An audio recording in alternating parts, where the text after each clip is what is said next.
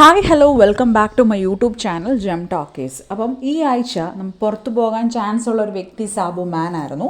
Sabumon evicted എന്നാണ് നമ്മൾ അറിയാൻ സാധിച്ചത്. Not sure about that, but Sabumon ആയിരുന്നു ഏറ്റവും കുറവ്. അതിന് മുന്നേ ആയിട്ട് വന്നിരുന്നത് നെവിൻ ആണ്, പിന്നെ അക്ബർ ലാസ്റ്റ് എന്നാണ് പറയുന്നത്.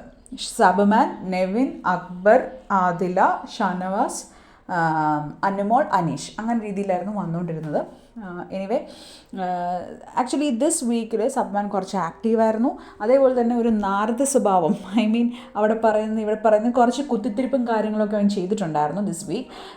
അപ്പോൾ അവനെ വിളിച്ചുകൊണ്ടിരുന്ന എല്ലാവരും നാരദ എന്നായിരുന്നു. എനിവേ ബട്ട് ഇത്രയും നാളും കൊണ്ടുപോയതിൽ സത്യം പറഞ്ഞാൽ മറ്റുള്ള ആൾക്കാർ, അത് പുറത്ത് ജനങ്ങൾക്ക് കഴിഞ്ഞ മുന്നത്തെ വീക്കോ എവിക്റ്റായി പോകേണ്ട ആളാണ്. പക്ഷേ PR കളികളാവാം, വേറെ ആൾക്കാരെ ഔട്ടാക്കാൻ വേണ്ടി സബുമാൻ വോട്ട് കൊടുത്ത് മേളിലേക്ക് വിട്ട് കുറച്ചത്. അപ്പം സബുമാൻ സത്യം പറഞ്ഞാൽ ഭയങ്കര എന്താ പറയുക ഭാഗ്യമുള്ള വ്യക്തിയാണെന്നാണ് ഞാൻ പറയുന്നത്. ബിക്കോസ് 5 വൈൽഡ് കാർഡ് എൻട്രി വന്നിട്ടും ആദ്യമേ, അതായത് സെക്കൻഡ് വീക്ക് തന്നെ പോകുമെന്ന് ഞാൻ വിചാരിച്ചത് സബുമാനായിരുന്നു. ബിക്കോസ് ഒന്നും ചെയ്യുന്നില്ല, eat five step do nothing എന്ന് പറയുന്ന പോലെ ഒരു കോണ്ടൻറ്റ് ഉണ്ടാക്കുന്നില്ല, ചുമ്മാ ചിരിച്ച് അവിടെ ഇവിടെ നിൽക്കുന്നു, തുറന്ന് സംസാരിക്കുന്നില്ല. എന്തെങ്കിലും സംസാരിക്കാൻ പറഞ്ഞാലും 2 വാക്ക് സംസാരിച്ചിട്ട് അങ്ങ് പോകും.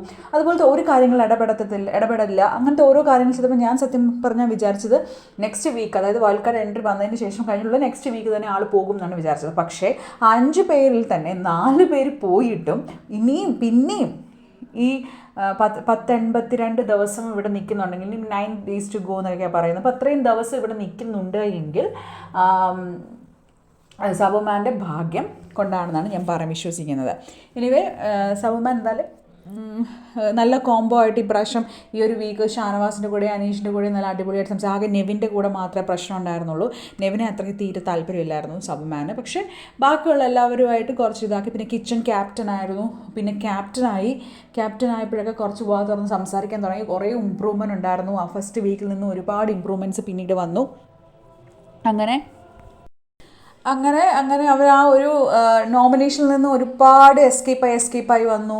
പിന്നെ പലരും നോമിനേഷനിൽ അവനെ ഇടാറായി. മറ്റുള്ളൊരു പേഴ്സണൽ ഗ്രഡ്ജ് വെച്ചിട്ട് വേറെ ആൾക്കാരെ പറയാൻ തുടങ്ങി. സബുമാനെ എല്ലാവരും മറന്നുപോയി എന്ന് തന്നെ പറയാം. അങ്ങനെ വന്ന് ഒരുപാട് നോമിനേഷനിൽ അവന് വരാതിരുന്നു. അങ്ങനെ ഒരുപാട് ഭാഗ്യം ഉള്ള ഒരു മത്സരാർത്ഥിയായിട്ടാണ് എനിക്ക് ഫീൽ ചെയ്തത് സബ്മാൻ ഒരു ഇമ്പാക്റ്റോ ഒരു ഗെയിം സ്ട്രാറ്റജിയോ അങ്ങനെ ഒന്നും കൊണ്ടുവരാനായിട്ട് സബ്മാന് പറ്റിയിട്ടുണ്ടായിരുന്നില്ല. അതുപോലെ തന്നെ PR ഒരു ഇത് കാണുന്നില്ല, അങ്ങനെ എനിക്ക് തോന്നി. ബിക്കോസ് PR ഉണ്ടായിരുന്നില്ല സബ്മാന്. എനിവേ നല്ലൊരു കണ്ടസ്റ്റൻസ് ആണോ എന്ന് ചോദിച്ചാൽ ഇച്ചിരി കുതിത്തിരിപ്പും കാര്യങ്ങളും ഒക്കെ ഈ 2-3 ആഴ്ചകൾ, അതായത് ഇവിടെ പറയുന്ന അവിടെ പറയുന്ന ഇവിടെ, അതായത് നെവിനോട് ചെന്ന് അനുമോളുടെ കുറ്റം പറയും, അനുമോളുടെ കുറ്റം അതിനൊരു നെവിൻ്റെ കുറ്റം അനുമോളോട് പറയും. അങ്ങനെ എല്ലാവരുടെയും ആരുടെയിലൊക്കെ കൂടെ പോയി ഇരുന്നിട്ട് ആളുടെ മനസ്സിലിരിപ്പ് എന്താണെന്ന് അറിഞ്ഞിട്ട് അത് മനസ്സിൽ വെക്കും. എന്നിട്ട് വേറെ ആളോട് കൂടെ സംസാരിക്കുമ്പം ആ ഒരു ടോപ്പിക്കോ കാര്യങ്ങളോ വരുമ്പം അത് പറയും.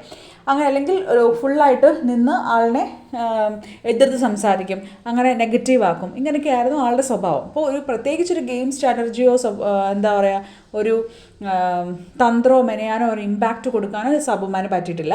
സബുമാൻ എല്ലാവരുടെയും ഒരു അഭിപ്രായം എന്ന് വെച്ചാൽ നേരത്തെ വീട്ടിൽ പോയി ഇരിക്കേണ്ടതായിരുന്നു. പക്ഷേ ആളുടെ ഭാഗ്യം കൊണ്ടും മറ്റുള്ളവരുടെ പേഴ്സണൽ ഗ്രഡ്ജ് കൊണ്ട് PR കളി കൊണ്ടുമാണ് സത്യം പറഞ്ഞാൽ സബുമാൻ അവിടെ നിന്നത്. സബുമാൻ ആരിനെക്കാട്ടിലുമൊക്കെ മുമ്പ് എവിക്റ്റായി പോകേണ്ടതായിരുന്നു.